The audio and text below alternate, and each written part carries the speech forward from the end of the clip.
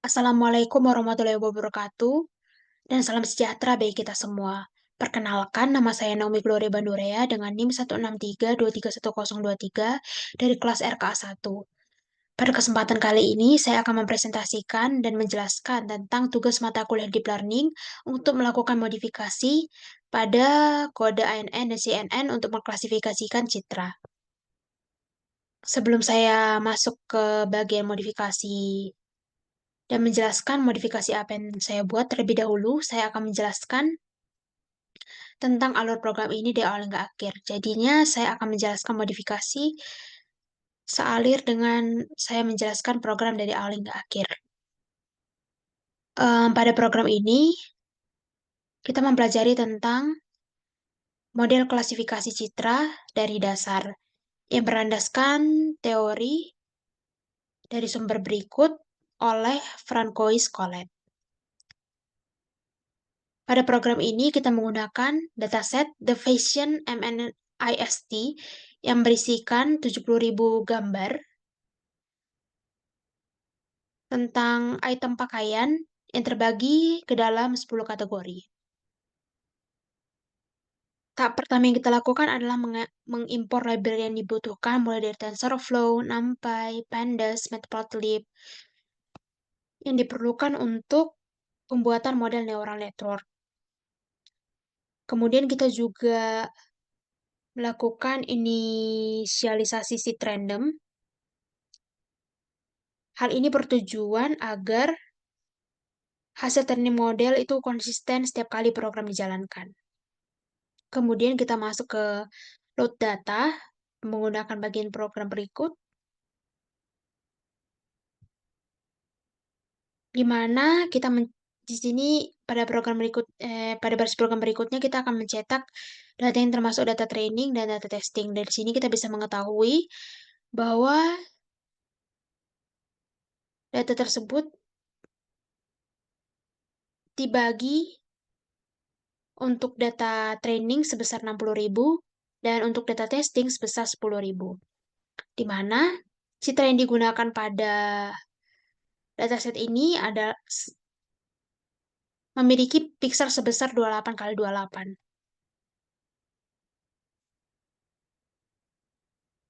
Kemudian,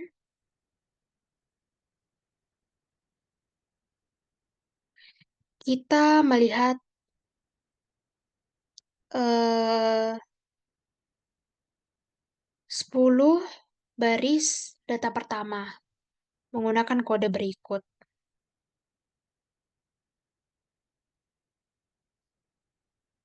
di mana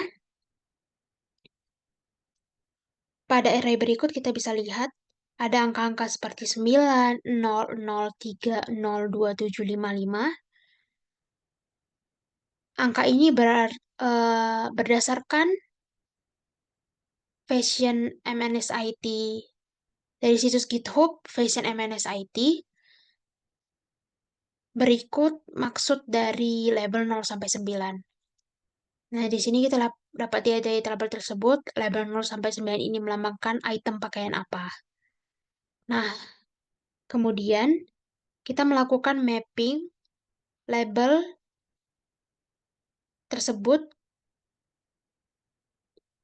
ke kategori, sehingga ini dapat dibaca oleh Python. Kemudian, selanjutnya kita akan coba untuk menampilkan label gambar, di mana kode ini digunakan untuk mengetahui kategori dari gambar pertama, termasuk item pakaian apa pada dataset. Dapat kita lihat, item pakaian pertama itu di sini tuh merupakan array yang berlabelkan 9, di mana 9 itu dideskripsikan sebagai ankle boot. Dan program tersebut membaca data gambar pertama sebagai ankle boot. Kemudian,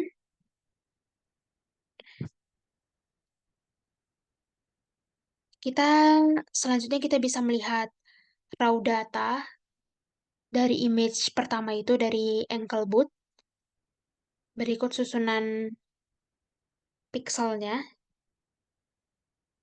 di mana ini memiliki rentang 0 dari 0 hingga nilai maksimum 255, yang mana gambar ini merupakan gambar grayscale. Kemudian selanjutnya kita akan melihat 25 image atau 25 gambar pertama dari dataset, di mana gambar ini seluruhnya ditampilkan dalam bentuk grayscale. Kemudian kita akan lanjut ke model neural network itu sendiri, di mana tahap yang pertama yang kita lakukan adalah data preprocessing. Di sini, tahap pertama yang kita lakukan adalah normalisasi data. Untuk menormalisasikan data dari 0 sampai 225 menjadi 0 hingga 1. Kenapa data dari 0 hingga 255 ini harus dikonversikan ke 0 hingga 1? Yang pertama, untuk mempercepat proses training itu sendiri, karena kalau rentangnya terlalu jauh, program akan lambat dalam membaca datanya, dan untuk meningkatkan stabilitas model. Untuk ini sendiri, untuk baris kode ini sendiri, saya modifikasi. Saya menggunakan float 32 untuk meningkatkan stabilitas model. Kemudian, kita akan masuk ke tahap untuk selanjutnya, yaitu untuk mendefinisikan model di keras. Di mana kita dapat melihat dari ilustrasi berikut, di kelas itu kita belajar di mana input pada program ini akan diberikan berupa input yang diberikan pada program ini adalah matriks 28 kali 28, di mana matriks ini itu harus di flatten atau kayak dalam bahasa Indonesia digepengkan, dikalikan, sehingga menjadi matriks vektor yang sangat panjang yang akan diberikan pada layer selanjutnya. Di mana pada model aslinya kita menggunakan single hidden layer saja. Hidden layernya satu saja. Namun, karena ini tuh classification multi-kelas atau masalah klasifikasi multi-kelas, layer output itu harus bisa menerjemahkan data ke dalam kategori 10 elemen vektor untuk agar data bisa dibaca termasuk ke dalam kategori 10 item pakaian tadi itu kategori yang mana. Berikut bagannya. Nah, selanjutnya pertama yang kita akan lakukan memberikan input, di mana input ini itu di flatten atau dikalikan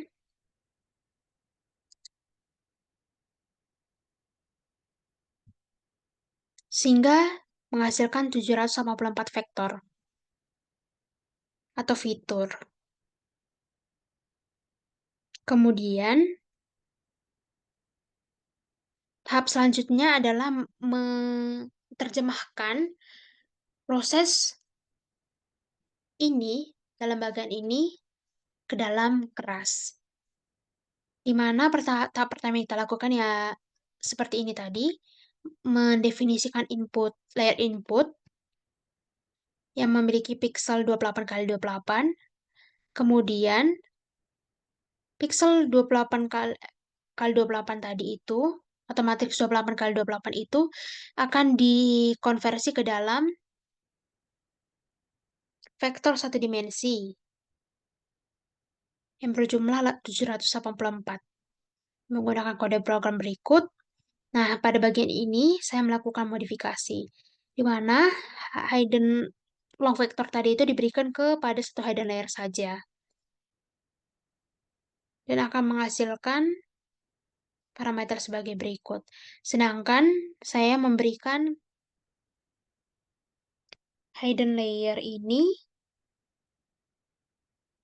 kepada kepada dua hidden layer, tidak hanya satu hidden layer saja.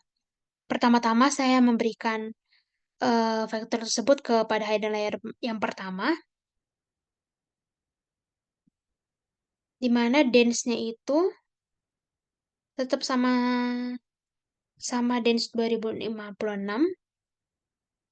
di mana ini bertujuan untuk memungkinkan model untuk mempelajari data yang lebih kompleks. Kemudian saya berikan juga kepada dropout layer, di mana dropout itu sendiri merupakan teknik regularisasi untuk mengurangi overfitting. Di mana cara kerja dari dropout layer ini itu, program akan secara acak menonaktifkan 20% dari neuron. Angka 20% itu berasal dari akal 0,2 yang disetting sendiri. Dan proses ini akan dilakukan pada saat training. Kemudian, proses ini bertujuan untuk mengurangi overfitting agar data itu tidak terlalu menghafal data training. Kemudian, saya memberikan vektor yang sudah diproses tadi kepada hidden layer 2 untuk meningkatkan kemampuan model untuk menangkap pola yang lebih kompleks pada data gambar tadi dan meningkatkan kemampuan representasi model. Kemudian, output layer. Proses selanjutnya adalah diteruskan ke output layer, di mana di sini menggunakan fungsi aktivasi berupa fungsi softmax yang dilabeli sebagai output, di mana output layer ini memiliki 10 neuron karena terdapat 10 kelas pakaian. Kemudian,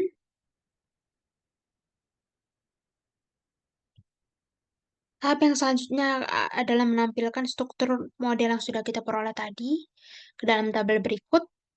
Tabel yang dihasilkan itu berbeda antara kode asli dan kode modifikasi karena proses yang dilakukan juga lumayan berbeda. Parameter yang dihasilkan juga jumlahnya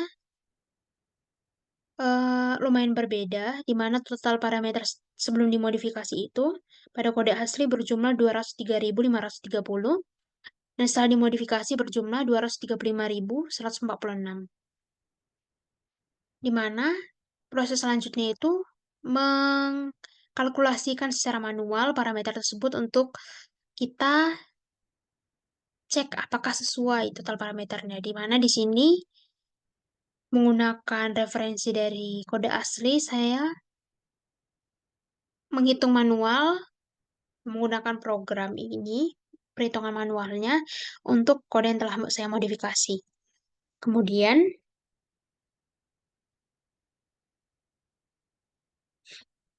kita melakukan visualisasi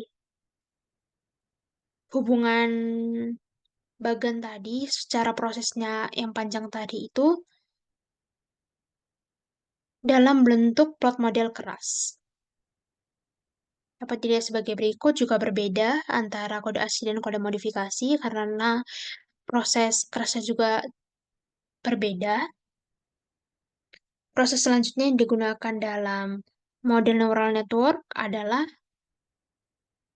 mengset parameter, di mana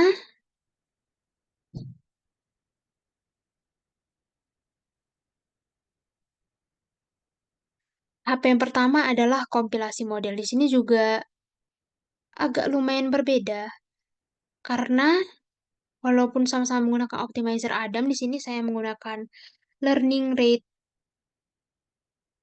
yang jelas, tidak menggunakan learning rate default sebesar 0,001, melainkan learning rate sebesar 0,007, yang tentunya menghasilkan kode yang lumayan berbeda. Kemudian,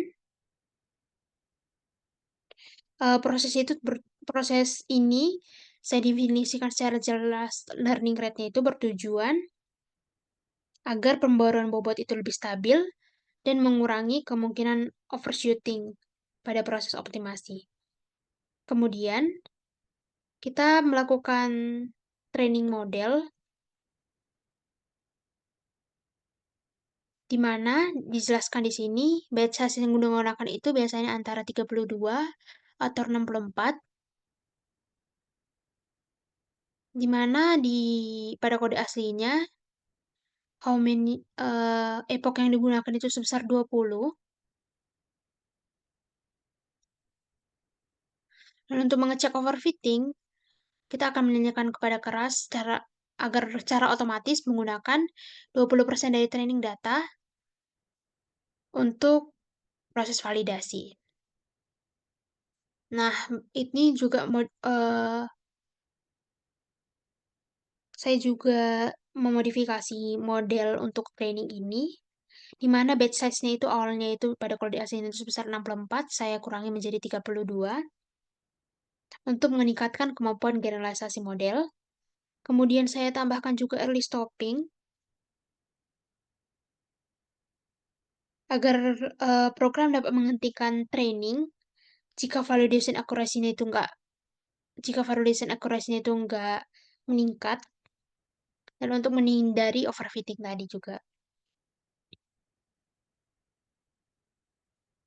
Nah, bisa dilihat dari prosesnya itu. Tapi saya juga menambahkan epoch juga di sini, di mana epochnya itu harusnya awalnya 20 menjadi 30 untuk meningkatkan eksplorasi model. Kemudian,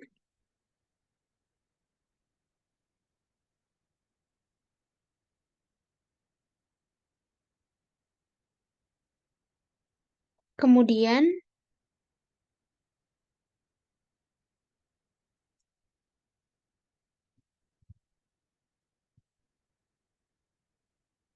hasil dari loss dan juga akurasi divisualisasikan menggunakan grafik sebagai berikut. Dan tahap yang terakhir kita masuk ke tahap evaluasi model. Dapat kita lihat, di sini sebenarnya tidak jauh berbeda ya antara model pada kode asli dan pada kode modifikasi, cuma berbeda sedikit di mana akurasi pada model asli itu sebesar 0,8845, sedangkan pada di sini 0,883, hanya berbeda 0,3 saja.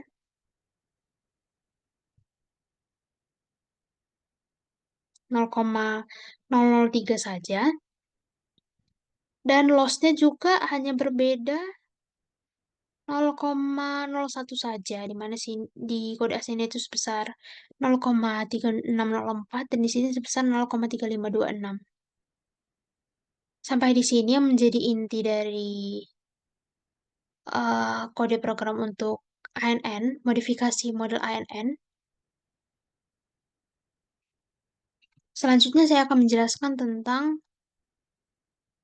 uh, model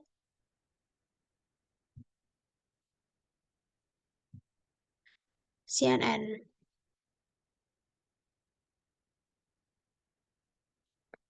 di mana dapat kita lihat di sini, kita menggunakan CNN juga untuk melakukan image classification.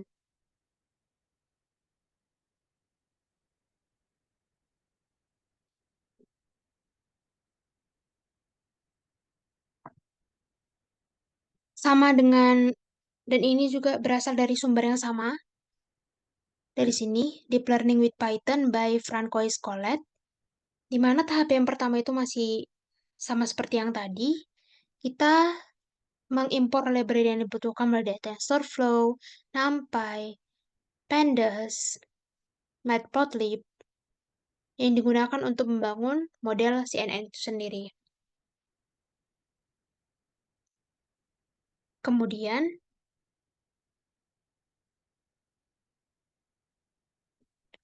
kita juga menginisialisasi random seed ini untuk memastikan agar tiap program dijalankan trainingnya itu jumlahnya sama.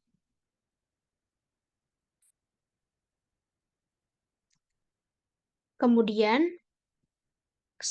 seperti yang tadi juga, kita meload data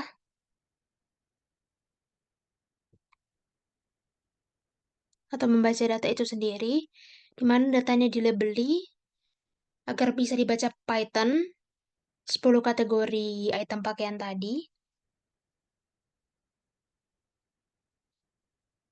Kemudian, tahap yang selanjutnya,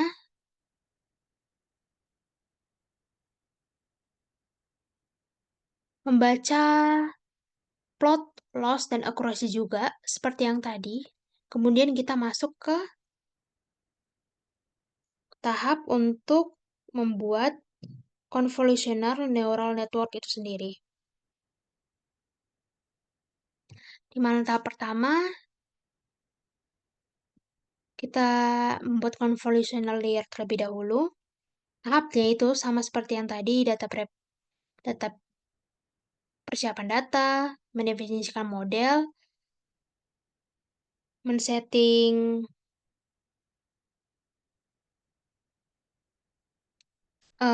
parameter, melakukan training model, dan melakukan evaluasi model. Nah, kita masuk ke yang pertama dulu, yaitu data prep atau persiapan data.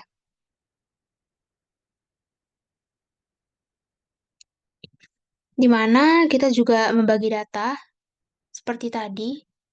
Cuman di sini kayak karena saya mengamati juga tadi hasilnya lumayan mirip, saya tidak menggunakan flow32 tadi pada yang CNN.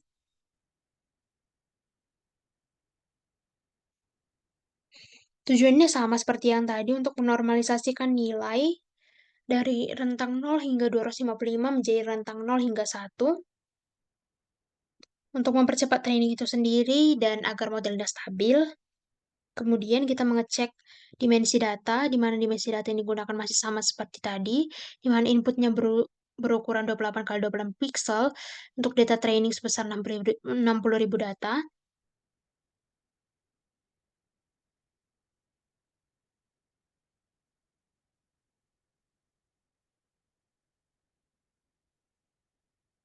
Kemudian, tahap yang selanjutnya kita menambahkan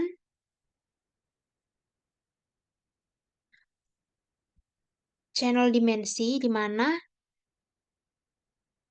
dimensi ini itu berubah dari 28 kali 28 menjadi 28 kali 28 dikali 1. Kenapa 1? Karena gambar grayscale itu hanya memiliki satu channel saja, makanya ditambahkan satu dimensi channel saja.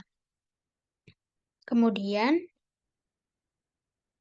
kita mengecek di dimensi tersebut menggunakan kode berikut. Dapat kita lihat di sini dimensi gambarnya yang digunakan untuk data training sebesar 60.000 dengan ukuran 28 kali 28 kali 1. Kemudian, tahap yang selanjutnya adalah mendefinisikan model itu sendiri atau model convolutional neural network atau CNN itu sendiri. Dan di bagian sini saya juga pastinya melakukan modifikasi, di mana modifikasi yang saya lakukan di sini adalah menambahkan batch normalization untuk mengurangi terjadinya overfitting. Yang lain tidak ada yang saya ubah, masih sama seperti kode yang asli. Kemudian, tahap yang selanjutnya itu melakukan summary model. Summary model yang dihasilkan pun tidak terlalu jauh, di sini sebesar 302.026, dan 305.130 pada yang modifikasi. Nah, akan menghasilkan plot sebagai berikut. Plot dari model keras. Tahap yang selanjutnya adalah melakukan optimisasi parameter, men-setting parameter itu sendiri. Di mana di sini kodenya yang pertama tidak saya ubah untuk mengcompile kode.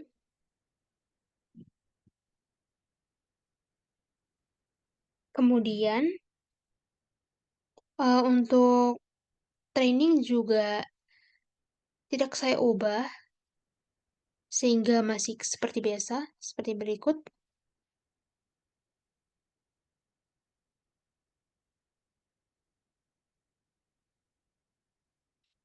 Akan tetapi sayang sekali pada bagian berikut, akurasinya itu performanya agak menurun ya, karena modifikasi yang diberikan juga tidak terlalu banyak, dan lossnya juga lumayan meningkat.